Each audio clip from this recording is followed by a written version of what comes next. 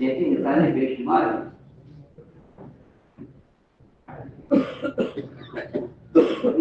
عالم کا مطالبہ یا عالم کا کوئی عمل وہ سنت کے خلاف نہیں ہو سکتا، کیونکہ جس کے بعد علم ہے اس کے بعد جو علم ہے وہ اللہ کے خوف کے ساتھ ہے، اور اگر اللہ نہیں ہے تو میری دماغی معلومات ہے کہ علم کے بارے میں یہ دماغی معلومات. دماغ ایک اور اس سے علم کی طرح ہے، وہ کسی کتاب کو دیکھ کر اس کی تحریر اور اس کا مضمون اپنے دماغ میں بتا لیتا ہے، اور اس پر اس کی زبان چلتی ہے، اس پر اس کی بہت آسان بات ہے، اس پر اس کی زبان چلتی ہے. دماغ کے علم پر زبان چلتی ہے اور دل کے علم پر سارے اعضاء حکم پر چلتے ہیں. یہ فرق ہے.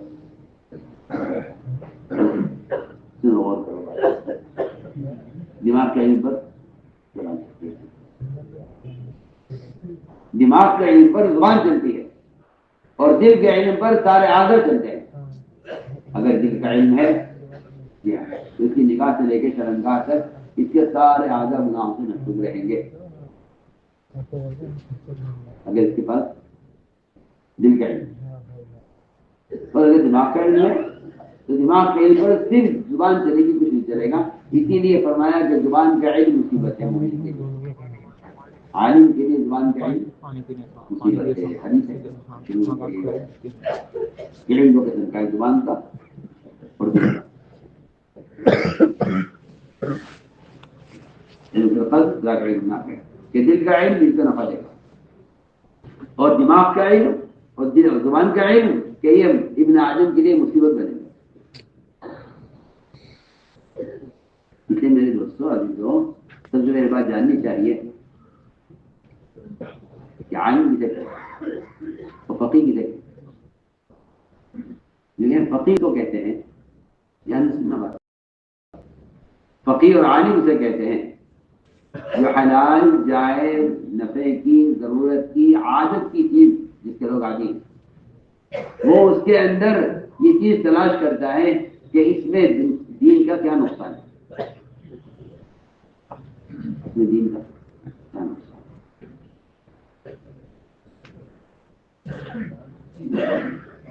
فقیہ اور عالم کون؟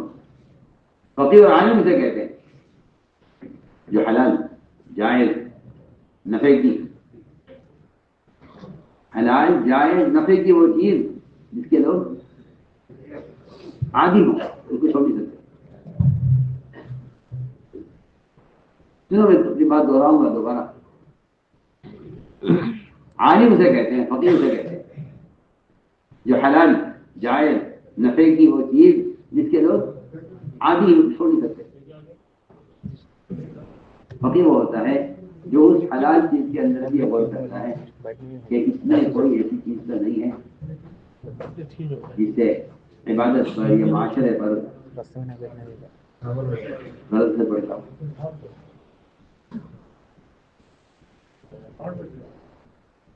یعنی وہ حلال چیز کو بھی حلال چیزیں بھی دیکھتا ہے کہ اگر اس میں دین کا نقصان ہو رہا ہے جس کو چھوڑ دینے سے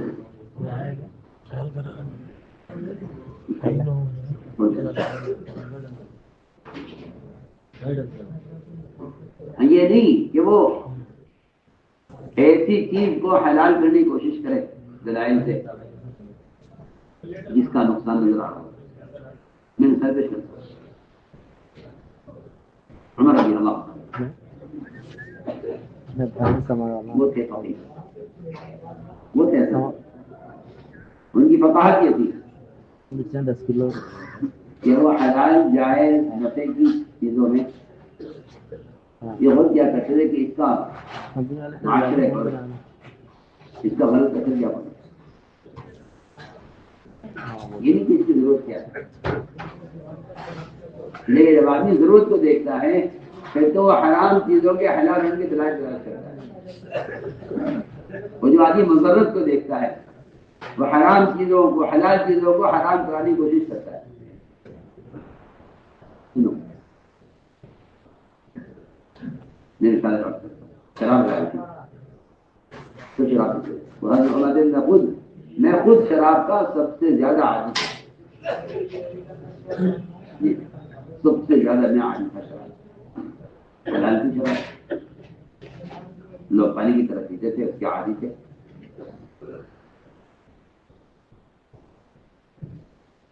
ایک مرتبہ ایک امام صاحب نے مغرب کی نماز پڑھائی، اس میں سورہ کافرون میں وہ بھول گئے، کسی لوگوں نے دیا پڑھ دی نماز تو نماز تو ہو گئی، سوال یہ پیدا ہوا کہ آپ کو سورہ کافرون آپ کو کیوں بول، کیا وجہ امام صاحب کیا بات آپ سورہ کافرون میں بیٹھے کہنے لگے کہ میں نے شراب پی لی تھی اور وہ شراب کا دماغ پر تھوڑا سا اثر تھا، اس کی وجہ سے ایسا ہو، جو بھی ایک ہی دفعہ ہوا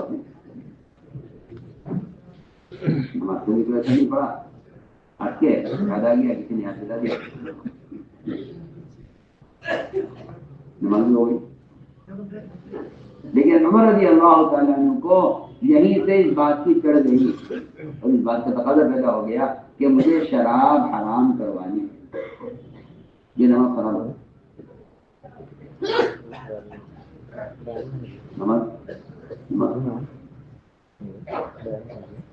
سوچیے اس زمانے میں آپ کو فقاہت یہ معلوم ہوگی کہ وہ چیزیں جو معاشرے کو، مزاج کو، ایمان کو، عبادات کو، سب کہیں کو برباد کر رہی ہیں، آج مسلمان ان کی علت کے جواب کی دلائل تلاش کر رہا ہے، لڑ رہا ہے اس کے لیے، اس کی حمایت میں پوری کوشش سے لگا ہوا ہے، اور اپنے آپ کو عالم سمجھتا ہے بہت بڑے فقیہ ہیں۔ جب اپنی فقاہت سے ایسی چیزوں کے جواز کے دلائل تلاش کریں، اپنی فقاہت سے ان چیزوں کے دلائل، ان چیزوں کے حلال ہونے کے دلائل تلاش کرتے ہیں جس سے معاشرہ برباد ہوتا ہم سے نظر آ رہا ہے۔ نبی موجود ہیں، شراب حلال ہے، سب پیتے ہیں۔ ایک مرتبہ نماز اور اس لیے کہ شراب کی نہیں ہوئی تھی، اس کا نشہ کا دماغ پر پوری نماز صحیح ہوئی، صرف سورہ کافرون نے ہٹ کے پھر پڑھ دیا۔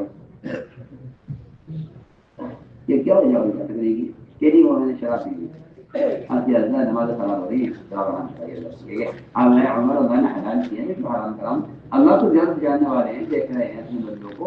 وہ ہمارے حال سے زیادہ واقف ہیں، ہمارے لیے شراب بہتر ہے یا بری ہے، یا صحیح ہے یا مضر ہے، یا مفید ہے یا مضر، اللہ زیادہ جانتے ہیں، اللہ دیکھ رہے ہیں، یعنی آپ جو کیجیے گا کیا کہہ رہے ہیں، اللہ سے دعا کیجیے، آپ اللہ سے دعا کیجیے۔ مجمع کہتے ہیں میں خود دعا کرتا رہا، آپ سے دعا کرواتا رہا،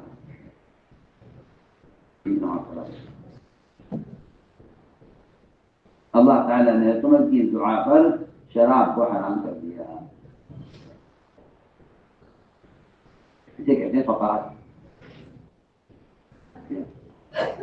فقیر اس کو نہیں کہتے جو کسی مشتبہ چیز کی حلال ہونے کے کہیں سے دلائل نکال رہا ہے، آپ کہتے ہیں واہ، یہ تو بہت ہی بڑے عالم معلوم ہوتے ہیں، انہوں نے تو بہت بڑا مسئلہ حل کر دیا ہمارا دین۔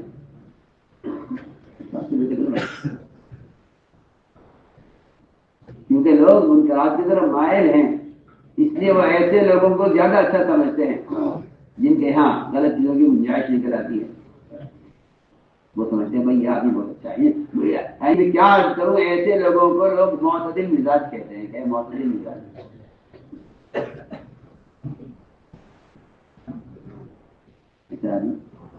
معتدل مزاج، ایسے آدمی کو لوگ معتدل مزاج کہتے ہیں، مزاج میں اعتدال کوئی اچھا نہیں۔ سوچیے غور کیجیے،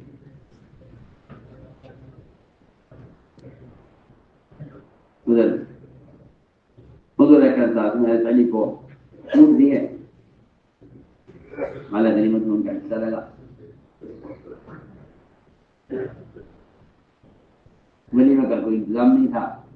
خیال یہ ہوا کہ ان اونٹوں کو لے کر ان پر گھاس کاٹ کے لائیں گے اور گھاس بیچیں گے لا کر،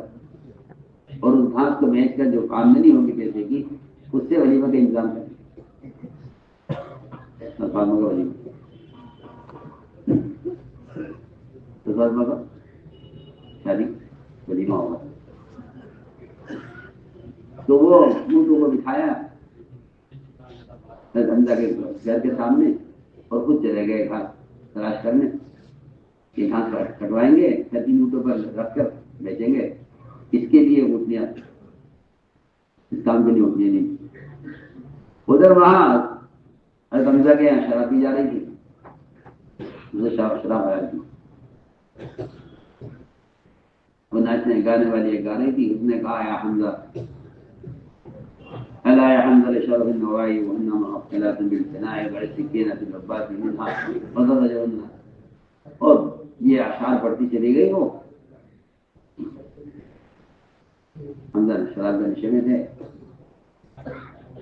لگے تھے بھائی یہ اتنی اونچی کوہان والی شاندار اونٹیاں بیٹھی ہوئی ہیں سامنے صحن میں کر کے، لو جلدی سے خنجر اٹھاؤ، جمع کرو اور ان کی گوشت بناؤ، کلیجے نکالو، اس کے ٹکے بناؤ اور اس کا شوربہ بناؤ اور اس کا سالن تیار کرو. کون کہہ رہا؟ وہ گھر والی گاڑی. ہم لوگ اٹھے، خنجر لیا اور شراب کے نشے میں تھے. کاردانی میں صحیح تھی، جب جارے گھاس لے کر آئے تھے یہاں تو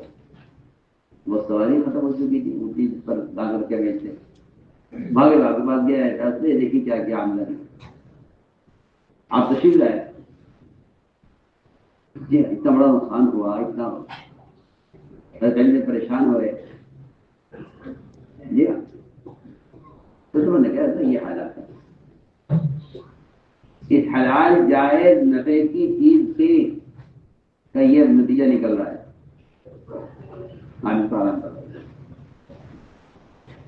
20 سے زیادہ مواقع ہیں جہاں سمجھ کی چاہت کے مطابق حکم نازل ہوا.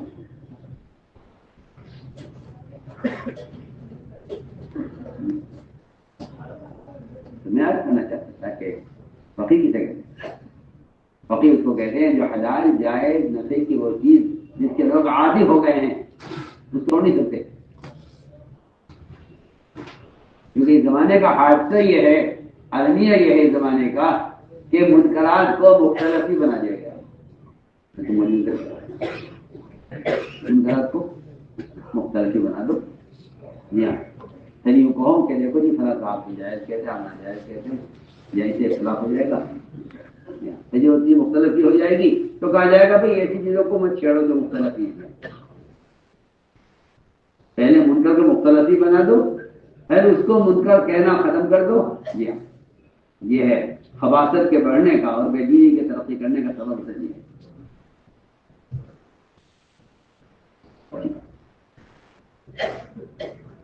بات اصل یہ ہے کہ جو منکر جتنا عام ہو جائے اس منکر کو روکنے کی شدت اتنی بڑھ جانی چاہیے. اور اس زمانے میں ایسے احمق قسم کے لوگ تیار ہو رہے ہیں جن کا خیال یہ ہے کہ جو گناہ بہت عام ہو جائے کوشش کرو کہ وہ گناہ کی فہرست کی ہجرت نکل جائے، کوئی دلی مل جائے کہ یہ گناہ نہ رہے، تاکہ لوگ مبتلا نہ ہو. عجیب حماقت کی سوچ ہے، عجیب حماقت ہے. فقاہت تو ختم ہو گئی، حماقت آ گئی. حماقت یہ ہے، حماقت یہ ہے کہ جو منکر اس زمانے میں عام ہو جائے یا مسلمان اس کے عادی ہو جائیں یا اس کی ضرورت شدیدہ پیش آ جائے تو ایسے منکر کو معروفات میں شامل کرنے کے لیے دلائل تلاش کریں.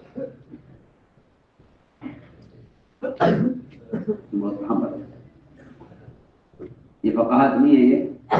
حماقت ہے. اور دلائل کے دلائل تو شیطان ایسے ایسے اعلان کرے گا کہ آپ کہیں گے سبحان اللہ، ایسے چیزیں کو نہیں سکتی. اس لیے کہ ہلاک ہونے والا ہدایت پانے والا قرآن کہتا ہے دونوں کے لیے دلائل موجود ہیں. دونوں کے لیے دلائل. ہلاک ہدایت والی بینہ ہے اور نجات پانے والے کے پاس بینہ ہے. تو میں نے آپ کو ایک مثال دی ہے کہ عالم کسے کہتے ہیں اور فقیہ کسے کہتے ہیں. اور بلکہ فقاہت کہیے عمر رضی اللہ تعالیٰ عنہ نے یہ کہ بات ختم نہیں کر دی کہ بھائی امام کو نماز کو پڑھا دیا کرے شراب نہ پیتا ہو، یعنی امام صاحب شراب نہ پی، شراب پینے کو واجب ہے، جائز بھی ہے، وقت تو واجب تو ہے نہیں شراب پی نا، امام صاحب نہ پیے شراب، ایسے آدمی کو امام بنا دو شراب کا عادی نہ ہو، واجب ختم ہو جاتا نہیں، جس چیز کو جو چیز امام کو قرآن کھلا رہی ہے بس یہ ختم ہونی چاہیے، یہ چیز ختم ہونی چاہیے، آرام ہونی چاہیے، اس لیے ہم نے یاد کیا کہ علم حاصل ہوتا ہے وہ تو صرف تقوی سے حاصل ہوتا ہے، صرف تقوی سے حاصل بننا چاہتا ہوں میں اتقی اللہ تکن عالم الناس، تقوی اختیار کر لو تم سب سے بڑے عالم ہو جاؤ گے، یہ اختیار کرو، تقوی اختیار کر لو تم سب سے بڑے عالم ہو جاؤ گے، میں اتقی اللہ تکن عالم الناس، تقوی اختیار کر لو سب سے بڑا عالم ہو جاؤ گے، اس لیے پہلی بنیادی بات یہ ہے کہ علم تو تعلق میں اللہ سے حاصل ہوتا ہے، اس لیے قرآن نے علم کو تقوی کے ساتھ جوڑا، اس میں سب سے پہلی شرط ہے، پہلی شرط یہ ہے کہ جس طرح عبادت کے لیے طہارت شرط ہے اس طرح علم کے لیے بھی طہارت شرط ہے، علم کے لیے شرط ہے، بہت ضروری بات ہے، کیا طہارت ہے کہ علم کے حاصل کرنے کے لیے اپنی غذا کو پاکیزہ بناؤ، سب سے پہلے غذا، اگر غذا پاکیزہ نہیں ہے میں قسم کھا کر کہہ سکتا ہوں کہ گندی غذا کے ساتھ علم حاصل نہیں کیا جا سکتا،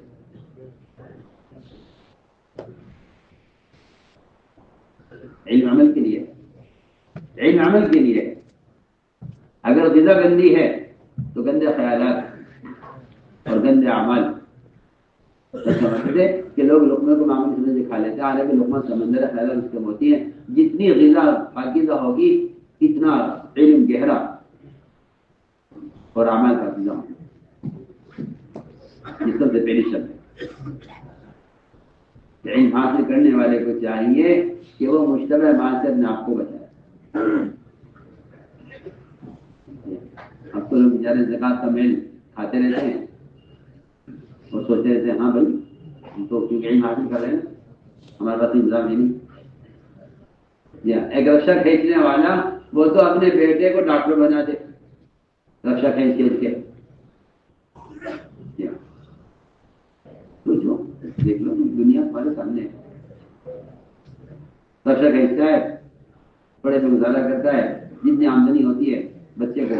اسکول میں پڑھا کر فیس دلوا کر اور اس کو ایسا خرچ کر کے اس کو ڈاکٹر بنا دیتا ہے، آپ دیکھیے آپ کو بڑے بڑے پروفیسر، بڑے بڑے انجینئر، بڑے بڑے ڈاکٹر آپ کو وہ ملیں گے جن کے باپ داداؤں کے پاس کچھ بھی نہیں تھا، وہ بیچارے مزدور تھے اور آج ان کی اولادیں ڈاکٹر اور انجینئر دنیا میں عیش کرتے ہیں،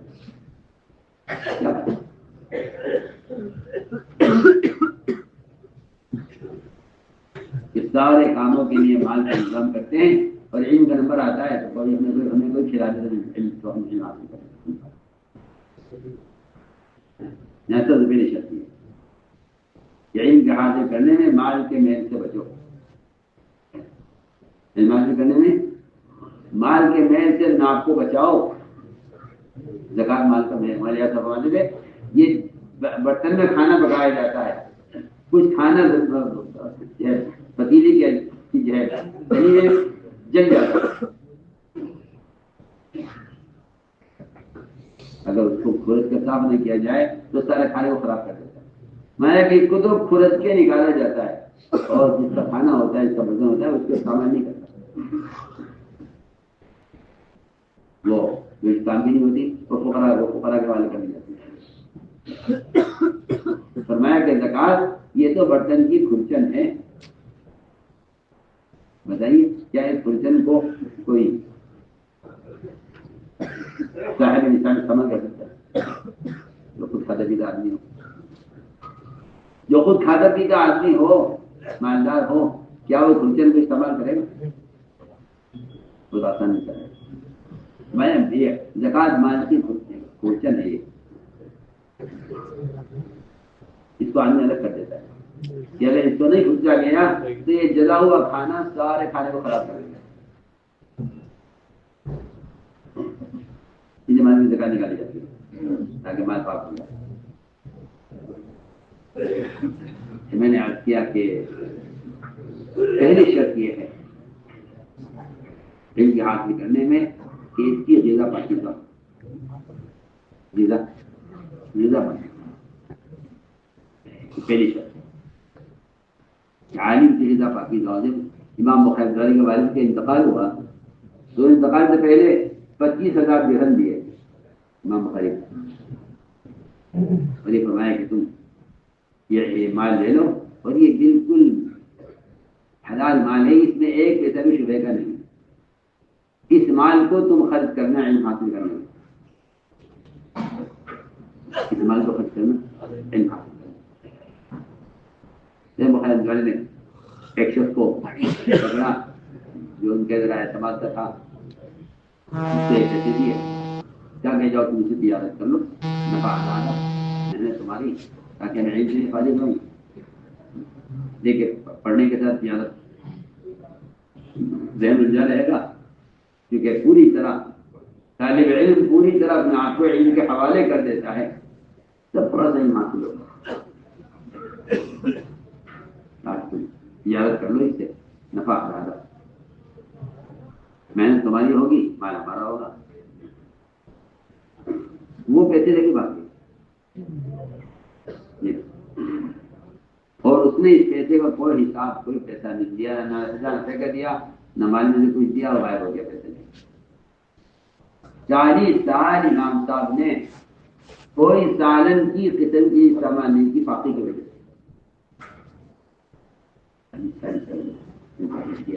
لیکن 40 سال طرح بتا رہے ہیں کہ سالن کی کوئی قسم یا گھی کی کوئی قسم امام صاحب نے استعمال نہیں، یعنی کہ دنیا سے برابر کی نہیں، فاقہ تنگی،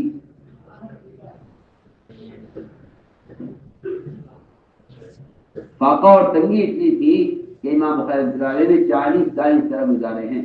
کہ کوئی سالن کی قسم یا گھی کی قسم انہوں نے نہیں کی، جس سے آنکھوں میں بیماری ہوئی، بیمار ہوئے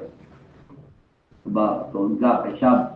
لے جا کر طبیب کو دکھلایا گیا، اس زمانے میں قارورہ دیکھ کر بیماری دی جاتی تھی، اس نے پیشاب دیکھ کر کہا کہ یہ پیشاب کسی راہب کا معلوم ہوتا ہے جو ایک مدت سے دنیا چھوڑے ہوئے ہے،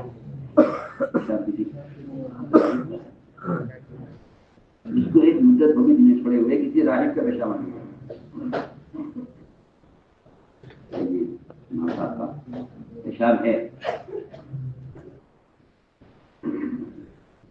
اس نے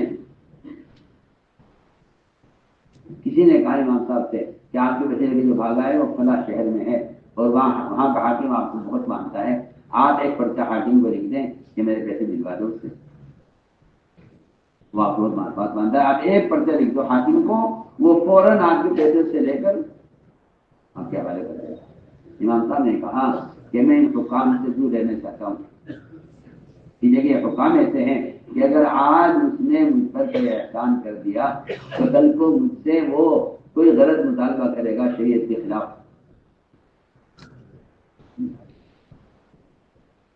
علماء عمرا سے، اور علماء اغنیا سے، اور علماء عہدے داروں سے اتنا بچ کر رہتے ہیں کہ اگر آج میں اس کو آج میرا کوئی کام کر دے تو کل مجھ سے کوئی کام کروائے گا، مجھ سے کہے گا کہ یہ فیصلہ کرو اور یہ فتویٰ دو، اور ہم اس طرح کہہ رہے ہیں اس طرح کرو، یعنی میں ان کا احسان سے نہیں جاتا، 25,000 درہم جاتے ہیں جانے دو، لیکن میں کسی عہدے دار سے جا کے یہ کہوں کیا میرے پیسے دلوا دوں، میں ان اغنیا کا اور ان عہدے داروں کا اپنے اوپر کوئی احسان لینا نہیں چاہتا، آج میرے کام آئیں گے تو کل مجھ سے 2 کام غلط کروائیں گے، لہٰذا مجھے ضرورت نہیں ہے حاکم کے پاس جانے کی، پیسے وہ خود سے لائے گا تو لے آئے گا، لیکن طالب علم ہوتا ہے وہ طالب مال نہیں ہوتا، طالب مال تو ہوتا ہے جو دنیا چاہتا ہے، عالم ہوتا ہے جو آخرت چاہتا ہے، جو آخرت چاہتا ہے وہ طالب علم ہوتا ہے، لیکن آخرت کا تعلق عمل سے ہے۔ طالب علم طالب عمل کو کہتے ہیں۔ اگر طالب علم طالب عمل نہیں ہے تو وہ فن سیکھ رہا ہے علم کے ذریعے، تاکہ اس کے ذریعے سے پیسہ کمائے اور وہ مدرس بن جائے، اس سے زیادہ اس کے ارادے نہیں۔ استعداد اس لیے پیدا کرنا کہ کل کو میں کہیں میرا تقرر ہو جائے، یہ کوئی غرض نہیں ہے، علم کی کوئی غرض نہیں ہے، یہ علم کو وہ تو یہ علم جب علم معاش کے لیے ہوتا ہے تو آدمی علم قدر حاصل کرتا ہے، اور جب علم معاش کے لیے ہوتا ہے تو پھر یہ ایک فن ہے کہ یہ فن حاصل کر لے گا اور پھر اس فن کے ذریعے سے پیسہ کما لے گا، بات ختم ہو جائے گی، آخر اس کو جو ہے مقصود ہی نہیں ہوگی۔ اس لیے فرمایا کہ پہلی بنیادی شرط علم کے لیے حلال روزی کی ہے، علم حاصل کرو حلال روزی، اس لیے کہ حرام کا لقمہ کہ یہ عبادت کو، دعاؤں کو، سب کہیں کو منظور کر دیتا ہے۔ اس لیے فرمایا کہ علم حاصل کرنے والے کو چاہیے کہ تقوی اختیار کرے۔ دوسری شرط علم حاصل کرنے کے لیے، علم کا حاصل کرنے کے لیے اللہ کا قرب چاہیے، اللہ کا قرب چاہیے، علم کا حاصل کرنے کے لیے اللہ کا قرب چاہیے، اور اللہ کے قرب کے لیے سب سے بنیادی چیز وہ عبادت اور قیام اللیل۔ اس لیے قرآن یہ کہتا ہے کہ علم کے کھلنے کا سب سے بڑا سبب رات کا قیام اور تہجد ہے۔ آج کل کے طلبہ بیچارے ان کو تو عجیب پٹی پڑھائی گئی ہے، ان سے کہا گیا نہیں تم تو کبھی تم سیکھ رہے ہو نا، ابھی تو تم اوابین اور جاش اور اشراق اور تہجد وہجد یہ چھوڑو، یہ سب مسئلے ہیں۔ یا طلبہ سے کہا جاتا ہے کہ بھائی تم تو پوری توجہ کتاب میں لگاؤ، نہیں کیا بول رہا، پوری توجہ کتاب میں لگاؤ، جی ہاں ابھی تمہارے لیے تہجد وہجد ابھی تو بس پڑھو، تم تو کتاب میں توجہ لگاؤ، خوب سو، خوب کھیلو، خوب کھاؤ، اور دماغ اپنا چالہ رکھو، ذکر، تسبیحات، تلاوت، تہجد، یہ کچھ نہیں ہے تمہارے لیے، تم فارغ ہو جاؤ گے تب لگنے کتنی بڑی یعنی ناسمجھی کی بات ہے، جبکہ میں قرآن کی آیات پہلے پڑھ چکا ہوں کہ قرآن یہ کہتا ہے جاننے والے نہ جاننے والوں میں تہجد کا فرق ہے۔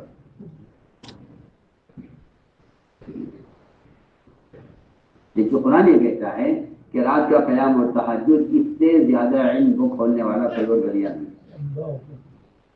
اشد وقیدہ، کہ سب سے زیادہ نفس کو کچلنے والا جو عمل ہے وہ رات کا قیام اور تہجد ہے، اور یہ سب سے زیادہ علم کو کھولنے والا ہے۔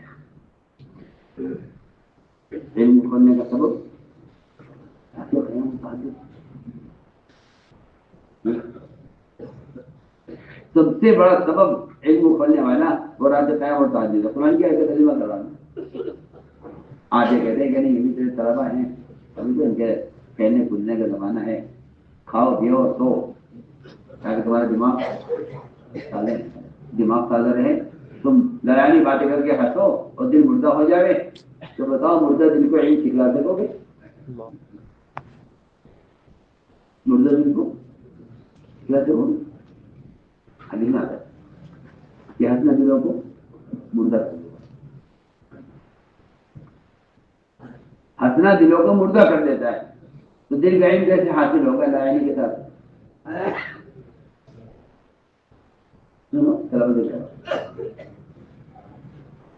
جی ایسے بیوقوف ملے گے تو آج طلبہ آپ کو کہ وہ ظہر کی سنتیں چھوڑ دیں گے کتاب کی وجہ سے۔ تمہیں کیا ہوا کہ وہ کتاب دیکھ لی ہے اتار نہیں کیا، وہ سنتیں چھوڑ کے کتاب نکال، جو علم عمل کے لیے تھا اس علم کے لیے عمل کو چھوڑ دیا۔ بتائیے کیا بول رہے جو علم کے لیے تھا عمل کے لیے تھا، اس علم کے لیے عمل چھوڑ دیا۔ نہ سنت نہ اوابی نہ تہجد یا کچھ نہیں. اور کہاں سے لگایا دھوکہ کہ وہ بڑی حدیث کہ بھائی جو ہے ایک بار ان کا حاصل کرنا 1000 رکعتوں میں کرنا.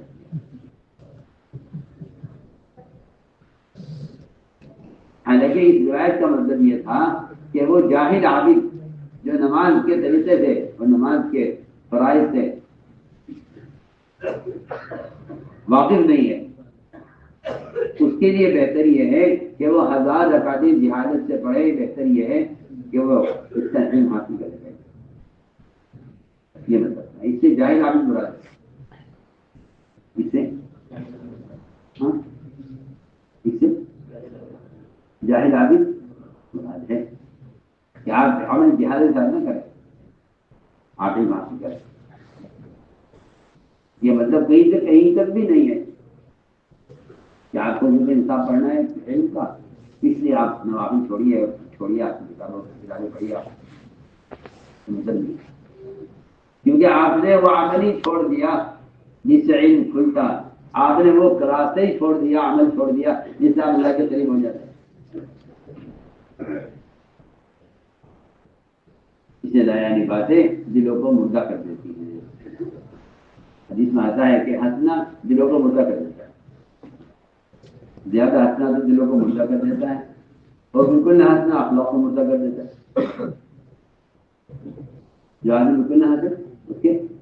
اخلاق مردہ ہے، اور جو زیادہ ہنستا ہو اس کا دل مردہ ہے.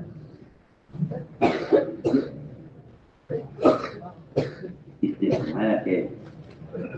علم کا تعلق تو اللہ کے قرب سے ہے اور اللہ کا قرب عبادت سے. اللہ کا قرب عبادت سے، اللہ کا قرب عبادت سے. علامہ سیوطی رحمۃ اللہ علیہ وسلم اپنے زمانے کے کتنے بڑے عالم ہیں. زمانے کے بہت بڑا ہے علامہ سیوطی، اپنے زمانے کے بڑے عالم. ان کا بھی ایک عجیب واقعہ ہے. ابن عطیہ نے ان سے کہا علامہ سیوطی سے کہ میرا ایک بہت اہم مسئلہ اٹکا ہوا ہے. سلطان غوری اگر حکم دے دے تو میرا کام ہو سکتا ہے. آپ ذرا ایک مرتبہ جا کر سلطان غوری سے کہہ دیں کہ میرا کام کر. علامہ سیوطی نے فرمایا کہ میں بادشاہ کے دربار میں اگر چلا گیا ایک مرتبہ تو مجھے اس بات کا اندیشہ ہے کہ آپ صلی اللہ علیہ وسلم کی مجھے زیارت 70 مرتبہ سے زیادہ ہو چکی ہے. اگر میں ایک بادشاہ کے یہاں چلا گیا اس کام کے لیے تو یہ زیارت کا سلسلہ ختم ہو جائے گا. یہ اگلے کام نہیں کر سکتا، مجھے اپنے معذرت ہے.